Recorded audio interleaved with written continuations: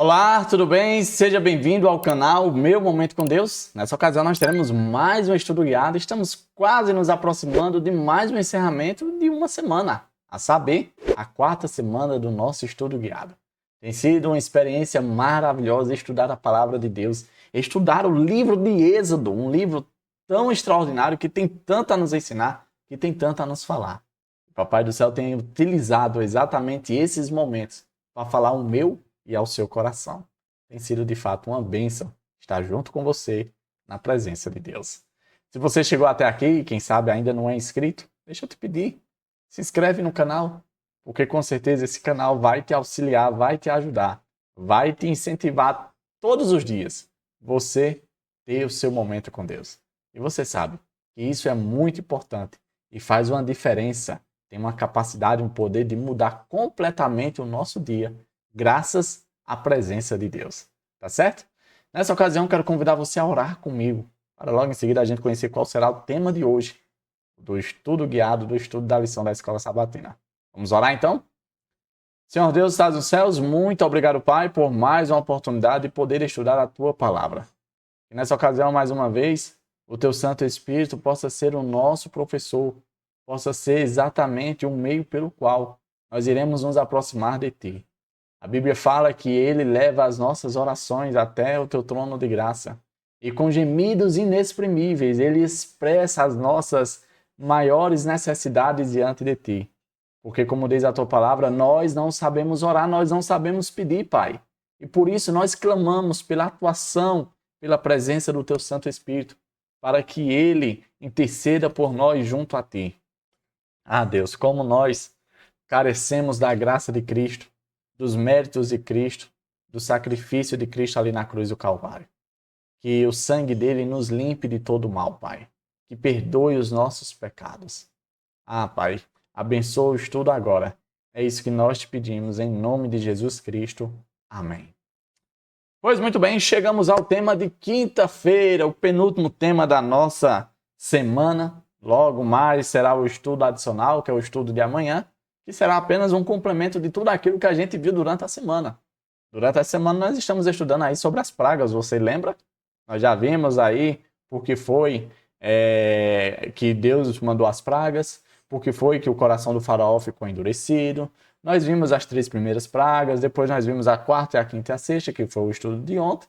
E hoje nós vamos ver a 7ª, a 8ª e a 9ª praga. Você lembra quais são essas pragas? Sem olhar para o tema da lição, tá? Sem olhar para o tema, será que você recorda? Vamos então descobrir juntos. O tema de hoje é granizo, gafanhotos e escuridão. 7ª é o granizo, a 8ª os gafanhotos e a 9ª é exatamente a escuridão. Nós vimos que essas pragas eram a manifestação de Deus de luta, de guerra, não contra o Egito ou contra as pessoas do Egito. Não, nada disso. Mas contra as divindades do Egito. E hoje nós vamos ver e conhecer mais algumas dessas divindades.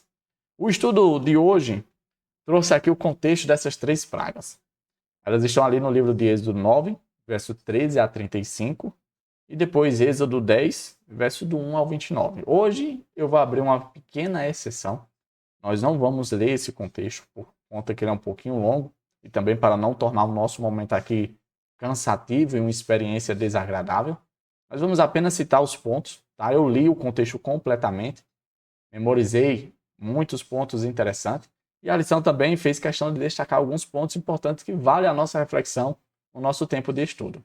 E o primeiro ponto que eu destaquei diz o seguinte, ó.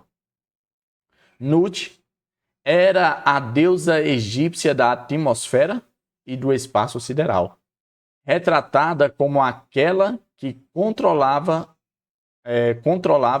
o que ocorria sob o céu e na terra. Osíris era o deus das colheitas e da fertilidade. O granizo é associado ao juízo divino. A primeira praga foi exatamente o juízo. Como o faraó tinha um coração obstinado, um coração endurecido, ele não tinha permitido que o povo de Deus fosse embora, fosse adorar o Senhor no deserto. E aí Deus levantou Moisés, chamou ele e disse: olha, levanta bem cedo, vai até o faraó, se apresenta a ele mais uma vez, pede para que liberte o povo. E caso ele não liberte, o Egito vai passar pela a maior tragédia que aconteceu. O texto bíblico fala que nunca houve uma saraivada de granizo, uma chuva, uma tempestade como aquela que aconteceu. E Deus fez questão de dizer: olha, isso vai acontecer amanhã. Interessante que o contexto fala o seguinte: olha, vocês que têm animais, vocês que têm servos, escravos no campo, protejam, coloquem sobre abrigo, porque se vocês não derem ouvidos, a calamidade vai ser terrível. E como o Senhor tinha prometido, a palavra dele não falha, não é mentirosa como era a palavra do Deus na terra, o faraó, que várias vezes tinha prometido libertar o povo e sempre voltava atrás.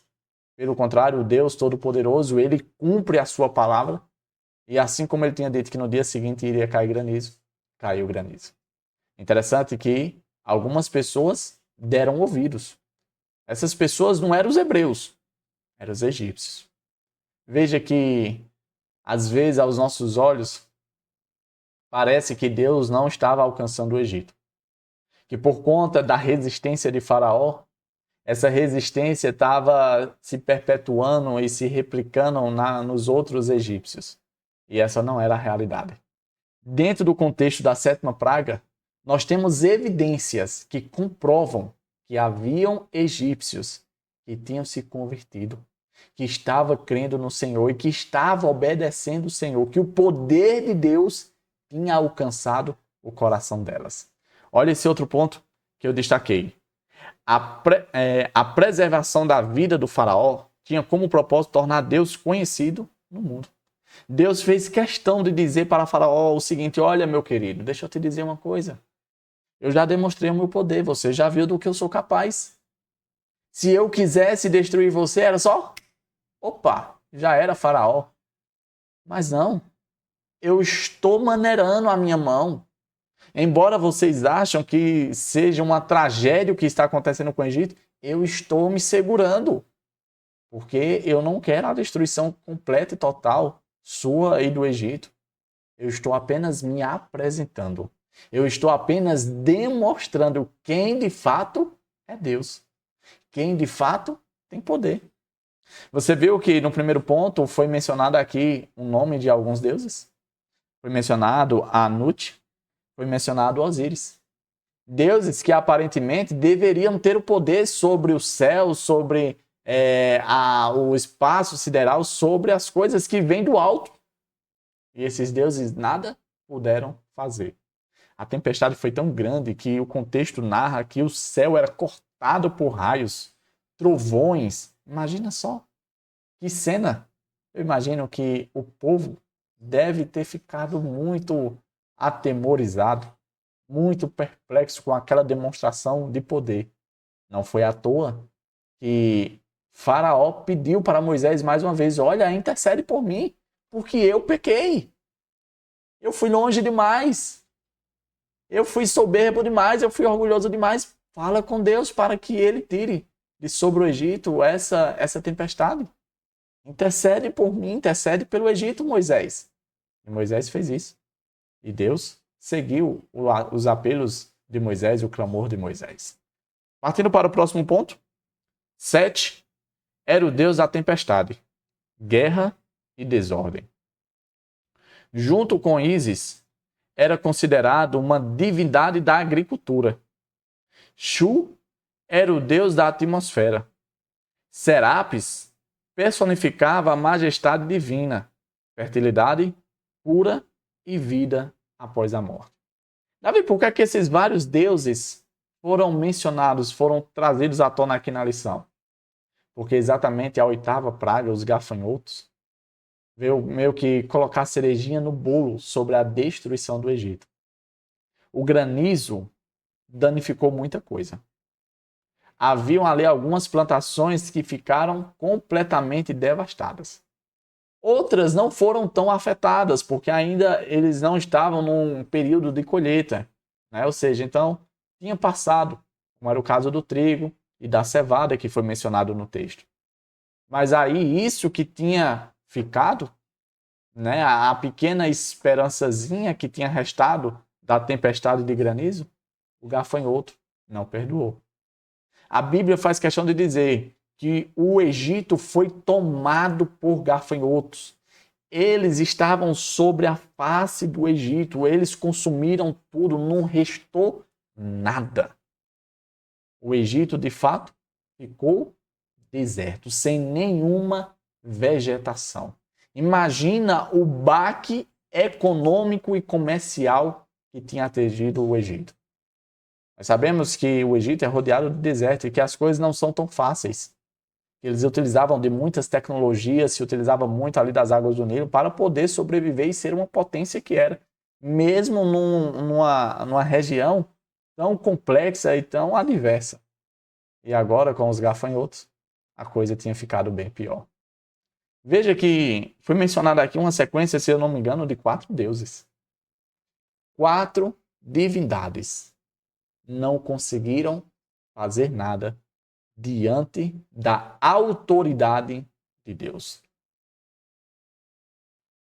Quem sabe, quando terminou a tempestade de granizo, Faraó olhou para o Egito e disse, foi complicado, destruiu muita coisa, mas não é o fim.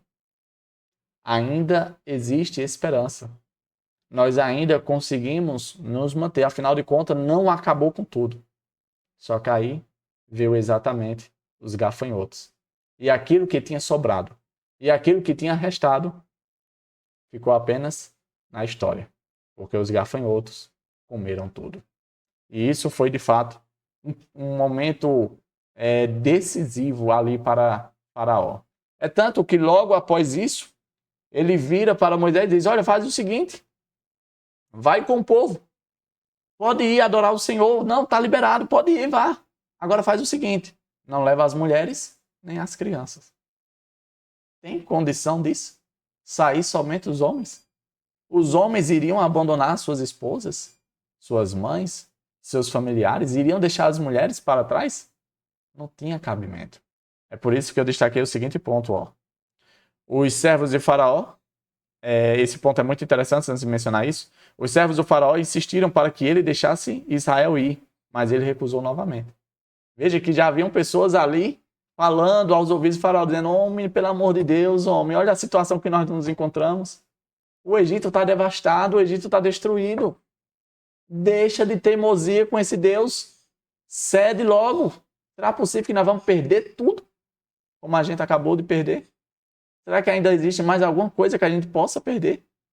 Será que já não ficou claro o suficiente que esse Deus, com ele ninguém pode? Interessante, né? E aí vem um ponto. Ra era o principal deus egípcio, o deus Sol. E Tote era o deus Lua. Eles não conseguiram produzir luz. O faraó tentou negociar, mas em vão. Aqui nós vemos a atuação da 9ª praga, trevas, durante 3 dias. De acordo com a mitologia egípcia, quando anoitecia, surgia uma espécie de ser representado por uma grande serpente, que era como se essa serpente tivesse cobrindo o deus Ra. O motivo da existência da noite era exatamente porque o deus Ra, que era representado pelo sol, estava em conflito com essa grande serpente, estava brigando. E aí, quando nascia o sol, significava dizer que o deus Ra tinha vencido a grande serpente. Eu não lembro o nome dela, o nome que era dado para essa serpente, mas os egípcios, na sua mitologia, acreditavam dessa forma. Aí imagina só, eles já tinham medo da noite. Eles já tinham temor da noite exatamente por conta dessa grande serpente. Imagina só passar 3 dias em trevas, que de acordo com o contexto, dava para apalpar. Era tão escuro que não dava para enxergar um palmo na frente dos olhos.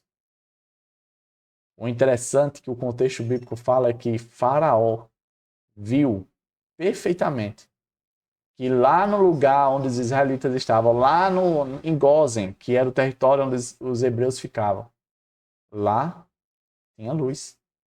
Lá o sol brilhava. Era somente do lado dos egípcios, que estava envolvido de densas trevas.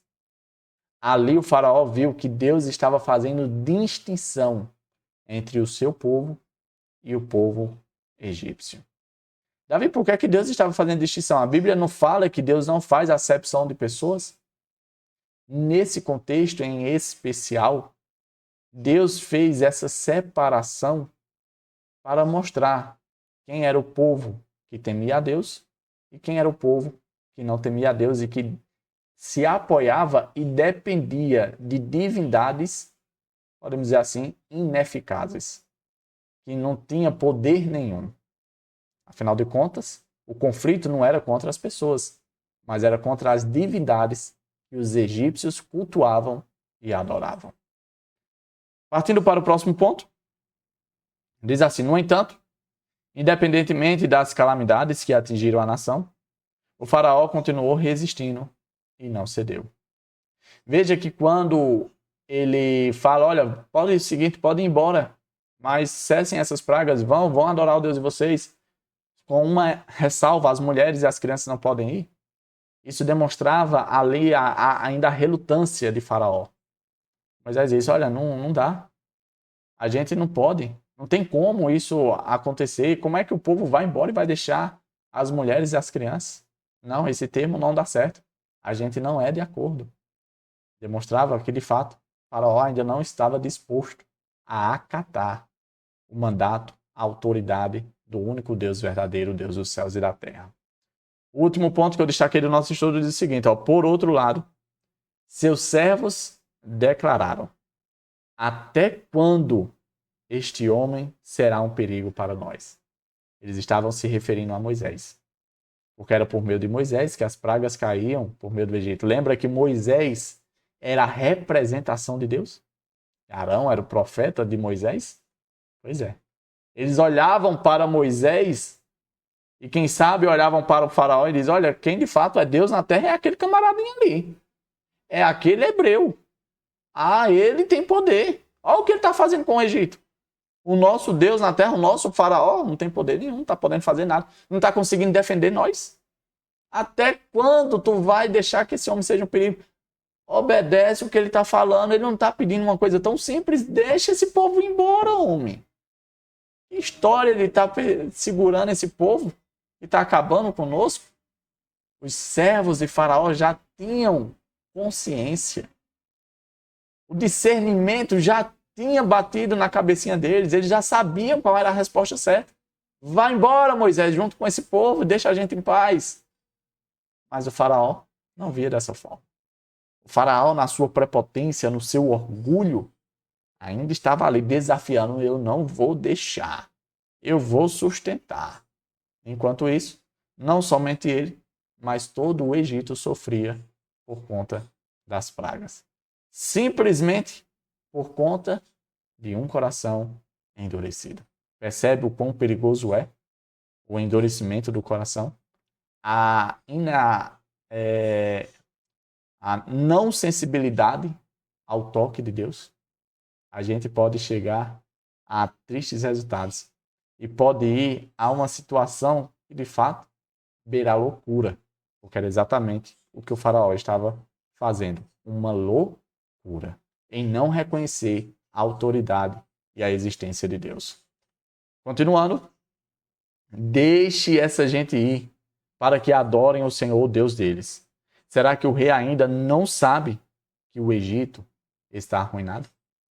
Essas foram as palavras dos conselheiros, dos egípcios, dos servos, direcionada a Faraó. Todo mundo já tinha percebido, todo mundo já tinha entendido, todo mundo já tinha acatado, já tinha aceitado a existência e a autoridade de Deus, menos o Faraó. E aqui a gente vê o quão relevante é a posição de uma liderança. Por conta de uma liderança que não aceita o Senhor, essa liderança pode levar toda uma nação, todo um povo à ruína. Você é um líder? Preste atenção aos apelos, aos toques, à mão poderosa e à autoridade de Deus. Porque a depender do seu comportamento, você pode levar outros junto com você para uma situação de completa ruína, assim como aconteceu no Egito. Tá certo? Chegamos ao fim de mais um estudo, hoje falando sobre as mais 3 pragas, a 7ª, a 8ª e a 9ª, granizo, gafanhotos e escuridão. Mais uma vez, Deus demonstrou o seu poder. Deus demonstrou os seus apelos para alcançar o povo egípcio. E a gente viu que, embora muitos dos egípcios já tinham se permitido ser alcançados por Deus, aquele que deveria, quem sabe, ser o exemplo, ainda estava resistindo. Exatamente o faraó. Se esse estudo foi relevante, se esse estudo falou ao seu coração, aproveite a ocasião, deixe o gostei para que a plataforma possa recomendar para outros e outros também possam ter a oportunidade de ter o seu estudo guiado, seu momento com Deus. Tá certo? Se você puder, se tiver ao seu alcance, se você achar por bem, compartilha. Vai ser maravilhoso você compartilhar e enviar esse estudo para outras pessoas. Tá bom? Eu quero te ver aqui no estudo de amanhã, tá? Amanhã ainda tem estudo, não falta. Amanhã é o complemento, é a cerejinha no bolo. Vai ser maravilhoso estar aqui junto com você para recapitularmos tudo o que aprendemos e também para vermos o que será o desfecho do estudo da semana. Tá certo? É isso. Até a próxima e tchau, tchau.